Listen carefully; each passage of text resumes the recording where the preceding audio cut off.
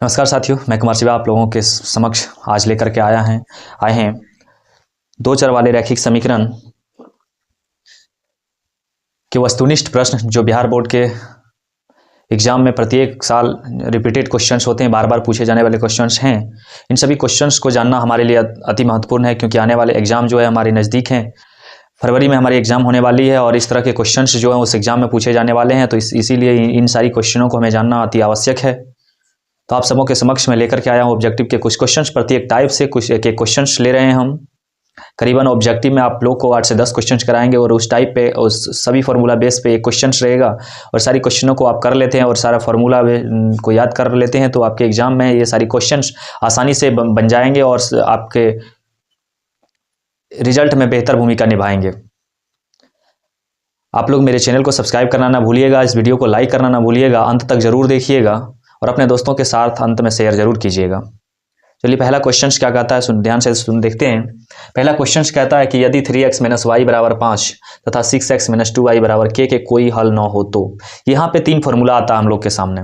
3 formula क्या क्या आता है, ये 3 फार्मूला हम लिखते हैं। यहाँ पे 3 फार्मूला आता है, साइड में हम फार्मूला पहले लिखते हैं। फार्मूला आता है हम लोग के पास इस तरह के क्वेश्चन, एक होता है कोई हल नहीं होगा, अद्वितीय हल होगा, और एक होता है अनेक हल होंगे, है ना। तो 3 फार्मूला आता है, एक होता है a1/a2 = b1/b2 = c1/c2। इस केस में क्या होता है, यदि तीनों बराबर रहता है, इस केस में क्या होता है, पहला हम लेते हैं फार्मूला, हम लिखते हैं। तो पहला ये a1/a2 = b1/b2 not equal to c1/c2। इस केस में होता है कि असंगत होगा, समांतर होगा और कोई हल नहीं होगा, और कोई हल नहीं होगा। ठीक है, जो अभी इसी फॉर्मूला पे हम लोग इसको बनाएंगे। ठीक है, तो देखिए बाकी 2 फार्मूला अगले उस बेस पे भी क्वेश्चन लिए हैं, तो वहां पे हम आपको बता देते हैं। तो इस फार्मूला पे हम लोग इसको पहले बनाते हैं। सबसे पहले हम लोग a1 a2 b1 c1 a2 b2 c2 लिखते हैं। तो यहां से देखो a1 b1 c1 ये इस फॉर्म में रहता है। ये किस फॉर्म में रहता है, ax + by + c = 0, इस फॉर्म में रहता है। ठीक है, ax + by + c = 0। इस समीकरण को यदि हमने देखें तो 3x - y - 5 लिख सकते हैं इसको, और इसको यदि देखें तो क्या लिख सकते हैं, 6x - 2y - k = 0, है ना। यहाँ पे a1 b1 c1 a2 b2 c2 लिख लो। a1 बराबर कितना 3, b1 बराबर कितना -1 सॉरी, क्योंकि माइनस यहाँ पे सिर्फ है, प्लस में रहना चाहिए था और कुछ नहीं तो एक रहता है -1, और c1 क्या है -5। a2 हम लोग के पास क्या है 6, b2 क्या है -2 और c2 क्या है -k। ठीक है, अब देखिए फॉर्मूला क्या कहता है इसका, a1/a2 = b1/b2 नॉट बराबर, यानी बराबर के नहीं लिख सकते हैं, नॉट इक्वल टू c1/c2, यही होगा। जब a1 की जगह पे a1 का मान रखते हैं कितना 3/6 बराबर -1/-2 बराबर नहीं -5/-k। माइनस तो खत्म हो जाएगा, माइनस यहाँ भी खत्म हो जाएगा। k का मान क्या होगा, अब यहाँ से ध्यान से देखिए क्या बचता है मेरे पास, तो बचता है 3/6 बराबर 1/2 बराबर नहीं 5/k। k का मान क्या होगा, ऑप्शन में क्या दिया है, k का मान 0 होगा, k का मान 0 के बराबर नहीं होगा, k का मान 10 के बराबर नहीं होगा, या k का मान -10 होगा। k का मान क्या होगा, तो ध्यान से देखिए, कुछ नहीं करना है, हम इसको इसके बराबर ये वाला फॉर्म उठाते हैं। जब ये उठाएंगे तो मेरे पास क्या होगा 5/k 5/k बराबर नहीं 1/2। इसको उठा के उधर, क्योंकि k का मान लेना है तो किसके बराबर होगा यही हमको देखना है। इसको उठा के उधर करेंगे, इसको उठा के इधर करेंगे तो क्या होगा, इसको उठा के उधर करेंगे तो k बराबर नहीं, इसको उठा के इधर करेंगे तो 5 दूना 10। यानी मेरा उत्तर क्या आ रहा है कि k 10 के बराबर नहीं होगा, जो ऑप्शन नंबर सी में दिया हुआ है, यही इसका उत्तर होगा। इस तरह के क्वेश्चन पूछे जाते हैं। तीनों फार्मूला पे हम ले लेंगे, पहला फार्मूला ये रहा, दूसरा फार्मूला, तीसरा फार्मूला, तीनों फार्मूला पे का क्वेश्चन ले लेंगे इसमें। दूसरे फार्मूले पे लिए हैं, देखिए दूसरा क्वेश्चन कहता है कि यदि समीकरण x माइनस 2y बराबर 3 तथा 3x प्लस के वाई बराबर 1 का एक अद्वितीय हल हो तो, अब ये अद्वितीय वाला पूछ दिया, तो अद्वितीय वाला फॉर्मूला क्या होता है?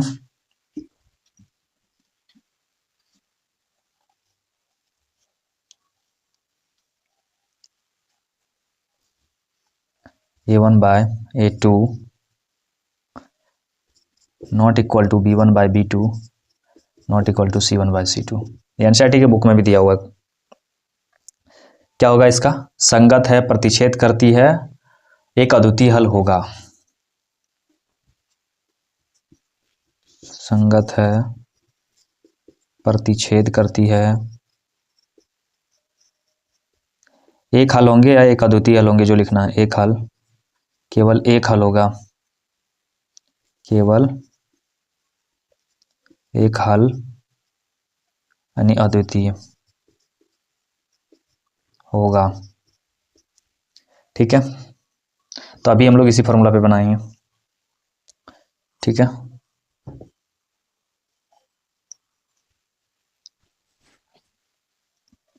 तीसरा फॉर्मूला भी लिख ही देते हैं यहाँ पे। तीसरा फॉर्मूला जो होगा वो होगा a1 बाय a2 बराबर b1 बाय b2 बराबर c1 बाय c2। ये क्या होगा?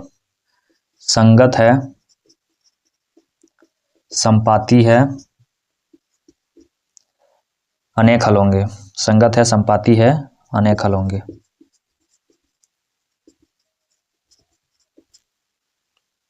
संगत है, संपाती, अनेक हल होंगे। यही तीन फॉर्मूला इस पे बनता है। अब देखिए इस पे कैसे क्वेश्चन पूछता है, कभी पूछ देगा कोई हल पे, कभी पूछ देगा समांतर पे, कभी इसमें वो आपको पूछ देगा एक हल है अद्वितीय हल पे, तो कभी प्रतिच्छेद पे पूछ देगा, तो कभी आपको अनेक हल पे पूछ देगा, तो कभी संपाती पे पूछ देगा या संगत पे पूछ देगा, है ना। तो दो गो यहाँ संगत है, तो संगत वाले पे कम चांस है, ज़्यादातर प्रतिच्छेद, संपाती और समांतर पे वो या संगत पे पूछ देगा, है ना। तो ये याद रखिएगा इस पे पूछने का। हम लोग को अभी ये वाला फॉर्मूला यूज करना। तो सबसे पहले इस समीकरण को सही कर लेते हैं, हल देखते हैं इसको। समीकरण को सही कर लेते हैं। समीकरण क्या दिया है? x माइनस 2y बराबर 3 है, तो इसको -3 बराबर 0 लिख सकते हैं, क्योंकि ये इधर प्लस में इस पार आएगा, ये माइनस हो जाएगा। दूसरा समीकरण दिया है 3x प्लस के वाई प्लस 1 है, इस पार ले आएंगे -1 बराबर 0। अब a1 a2 b1 b2 c1 c2 लिख लेते हैं। a1 बराबर 1, b1 बराबर -2, c1 बराबर -3। इसका संतुलित समीकरण वहाँ लिख दिए हम। a2 बराबर एक्स बी वाई, सॉरी ये संतुलित समीकरण ऐसे होगा a1 x plus b1 y plus c1 बराबर 0 comma a2 x plus b2 y plus c2 बराबर 0। यही होगा इसका समीकरण। ठीक है, a2 बराबर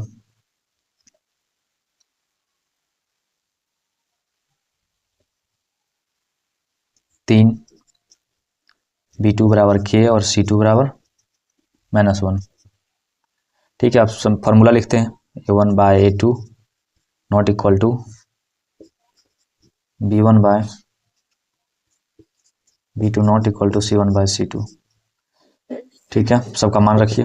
a1 का मान 1/3 बराबर नहीं -2/k बराबर नहीं -3/-1।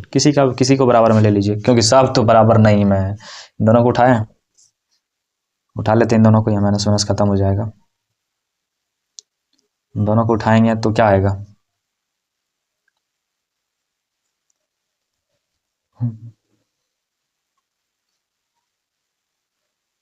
इन दोनों को उठा लेते हैं, सही रहेगा। इन दोनों को उठा लेते हैं तो क्या होगा? 1/3 बराबर नहीं -2/k। के को उठा के उधर, इसको उठा के उधर करेंगे तो क्या बचेगा? इसको उठा के इधर करेंगे तो k बराबर नहीं, 3 उठा के उधर जाएगा तो -2 गुना -3 -6, यानी कि k बराबर नहीं -6। ऑप्शन नंबर बी होगा उत्तर। हम इससे भी ले सकते थे, लेकिन ऑप्शन में ये मैच नहीं कर रहा था, है ना, क्योंकि ये उधर जाता तो 3 उठ के नीचे आता तो -2/3 हो जाता है, इसलिए ये मैच नहीं करता ऑप्शन में, इसलिए हम लोग इसको लेकर के कर दिए। ठीक है, तो इसका आंसर भी होगा, सही है। कहता है कि k के किस मान के लिए समीकरण निकाय 4x प्लस के वाई बराबर 6 2x माइनस 4y बराबर 3 के अनगिनत हल होंगे। तीसरा नंबर फॉर्मूला पे अनेक हल या अनगिनत। अनगिनत मतलब क्या है कि मतलब हम जिसको गिन ही नहीं सकते हैं, अनेक है बहुत सारा, इन्फिनिटी, है ना। तो अनेक हल होंगे यानी अनगिनत हल होंगे। तो चलिए इसको देखते हैं। सेम सॉल्व करने का तरीका सेम रहेगा, फॉर्मूला अलग रहेगा। देखिएगा, सबसे पहले हम लोग क्या करेंगे, समीकरण को लिख लेते हैं। 4x प्लस के वाई माइनस 6 बराबर 0 हो जाएगा। दूसरा है 2x माइनस 4y माइनस 3 बराबर 0। माइनस 3 क्यों होगा, क्योंकि उसको उठा के इस पार ले आए, यहाँ पे भी इसको उठा के इस पार ले आए, तो ये माइनस में हो गया। अब a1 a2 b1 b2 c1 c2, a1 बराबर यहाँ 4, b1 बराबर k, c1 बराबर -6,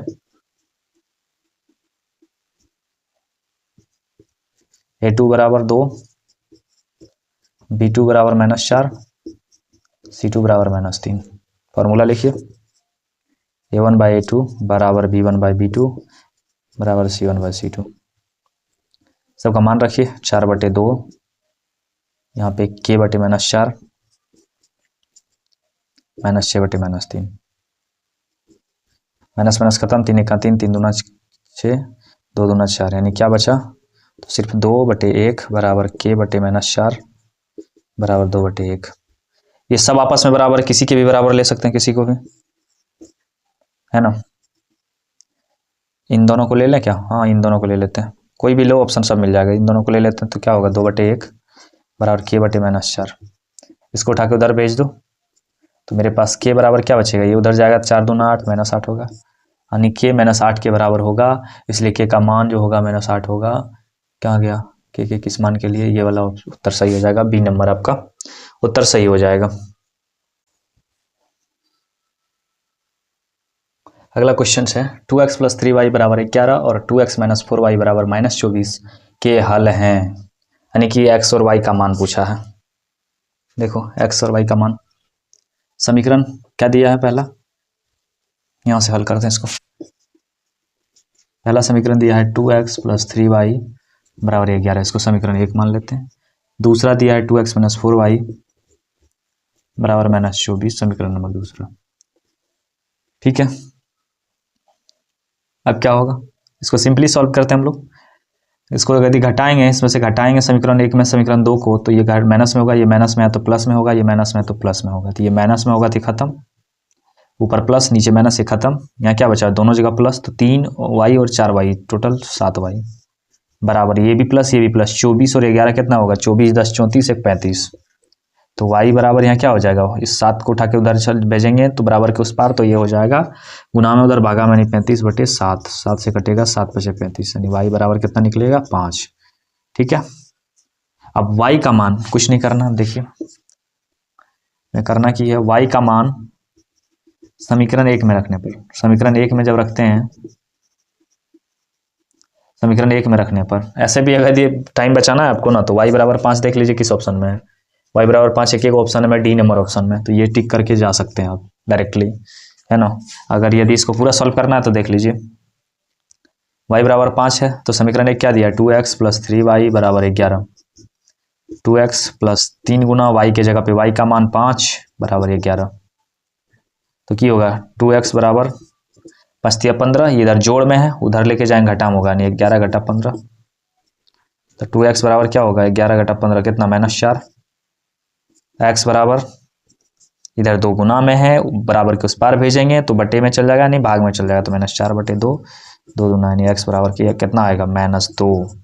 ये x बराबर -2, यानी हम लिख सकते हैं यहाँ पे तो x बराबर -2 और y बराबर 5। समीकरण नंबर डी में आंसर है, पहले भी हम टिक कर चुके हैं उसको। देखिए नेक्स्ट क्वेश्चन, इसमें आपको पूछा, वही तीनों फार्मूला पे ज़्यादातर क्वेश्चन पूछे जाते हैं। ठीक है, इसमें बोला है समीकरण युग्म 2x प्लस 3y बराबर 5 और 4x प्लस 6y बराबर 15 का हल है। ठीक है, कि आएगा हल, अद्वितीय आएगा, आने का हल आएगा, या कोई हल नहीं होगा, वही इसको चेक करना है। कुछ नहीं करना है हम लोग को, करना क्या है, तो करना हम लोग को यही है कि इसका समीकरण पहले लिख लेते हैं, 2x प्लस 3y माइनस 5 बराबर 0, दूसरा 4x प्लस 6y माइनस 15 बराबर 0। ये -15 क्यों आया, क्योंकि ये बराबर के उस पार था, प्लस में इस पार ले आए हम तो ये माइनस में आ गया। सेम कंडीशन यहाँ पे भी लागू हुआ, है ना। कुछ नहीं, a1 a2 b1 b2 c1 c2 का मान खोजते हैं। a1 2, b1 हो गया आपका, नहीं सॉरी 3, और c1 आपका हो गया -5, a2 समीकरण एक से A1 A1 B1 C1 लीजिएगा, समीकरण दूसरा से A2 B2 C2 लीजिएगा। A2 का मान 4, B2 का मान 6 और C2 का मान आपका -15 है। इसको रखिए A1/A2 पे, तो क्या होगा, ये 2/4 बराबर 3/6 बराबर -5/-15, माइनस माइनस खत्म, 5 का 5, 5 तिया 15, 3 का 3, 3 दूना 6, 2 का 2, 2 दूना 4। तो हम लोग के पास आता है 1/2 बराबर 1/2 बराबर नहीं 1/3। ठीक है, क्यों 1/3? क्योंकि ये दोनों आपस में बराबर नहीं है, ये दोनों आपस में बराबर है। तो जस्ट हम 3 फॉर्मूला लिखे थे, तो ये क्या आता है, यानी ये आता है हम लोग के पास क्या है, A1/A2 बराबर B1/B2 बराबर नहीं C1/C2। यानी इसका क्या हल होगा, लास्ट वाला जब कटेगा तो इसका हल क्या होगा, कोई हल नहीं होगा। जो पहला क्वेश्चन हम लोग इसीलिए आता है, इसका कोई हल नहीं होगा। आंसर भी इसका यही पूछना चाहता था, ऑब्जेक्टिव में ऑप्शन दिया था बट हम ऑप्शन यहाँ पे नहीं लिए हैं। कोई हल नहीं होगा, सब रिपीटेड PYQ क्वेश्चंस हैं, ये सारे इस टाइप के क्वेश्चंस पूछे जाते हैं। कंटेंट चेंज कर करके फॉर्मूला बेस्ड क्वेश्चन दिए जाते हैं एग्जाम में। तो प्रत्येक फॉर्मूला पे एक क्वेश्चन हम ले रहे हैं, जिससे आपको प्रैक्टिस बन जाएगा और आप उसको ध्यान में रखिएगा तो आपका क्वेश्चन बन जाएगा। आई होप कि आप लोग को ये सेशन पसंद आया होगा और आप इसे अच्छी तरह से कर पाएंगे। मैं आशा करता हूँ कि आपका ये सेशन समझ में आया होगा। अगर इसमें कोई त्रुटि आती है तो आप कमेंट बॉक्स में जाके कमेंट कर सकते हैं। आप अगर ये वीडियो अच्छा लगे तो लाइक कीजिएगा, चैनल को सब्सक्राइब करना ना भूलिएगा और अपने दोस्तों को उसके साथ ज़रूर शेयर कीजिएगा ताकि उन तक भी ये सारी चीज़ें पहुंच सके, वो भी अपने क्या कहते हैं परीक्षा की तैयारी को अच्छी तरह से कर पाएँ। तो आज के लिए इतना ही, मिलते हैं अगली सेशन में। धन्यवाद।